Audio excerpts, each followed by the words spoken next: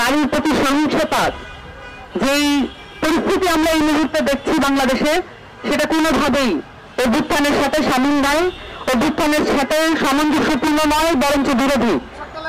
নারীর প্রতি সহিংসতা পরিপ্রেক্ষিতে আমরা যে নারী নিরাপত্তার কথা বলেছি, আমরা বারবার বলেছি সেটার সাথে নাগরিক নিরাপত্তার জড়িত থাকার অবস্থা রয়েছে।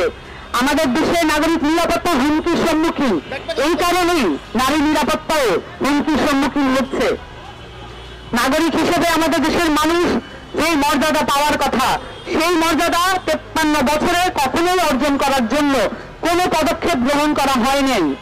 এবং বাংলাদেশে যেই রাষ্ট্র আধুনিক রাষ্ট্র হিসেবে বারবার পরিচিত করানোর চেষ্টা করা হয়েছে, কিন্তু আধুনিক রাষ্ট্রের যে গুণাবলী থাকে, যে মর্যাদা থাকে সে দেশের নাগরিকদের, সেই মর্যাদা কখনো আমাদেরকে পাইয়ে দেওয়ার চেষ্টা করা হয় নাই।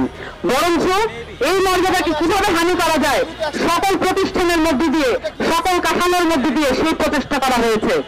সেটার পরিপ্রেক্ষিতে আমরা যখন মাগুরায় 8 বছরের একটি নারী শিশুকে ধর্ষণের শিকার হতে দেখি, এবং সেটার পরিপ্রেক্ষিতে সেটার বিচার পাওয়ার জন্য আমাদেরকে এখনো রাস্তায় খেদিয়ে মরতে হয়, সেটাই বলে দেয় যে অভ্যুত্থানে যে ফ্যাসিস্ট কাঠামোর বিলোপের কথা আমরা বলেছিলাম, সেই ফ্যাসিস্ট কাঠামো এখনো বিলোপ হয় নাই।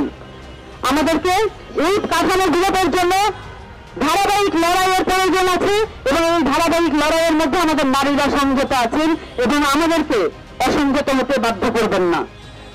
আমরা মনে করি নাগরিক মর্যাদার সাথে নারীর মর্যাদা এবং নারীর নিরাপত্তা জড়িত করে এটাকে আইনগতভাবে স্ট্যাবলিশ করা হোক, আইনগতভাবে এটাকে প্রতিষ্ঠা করা হোক।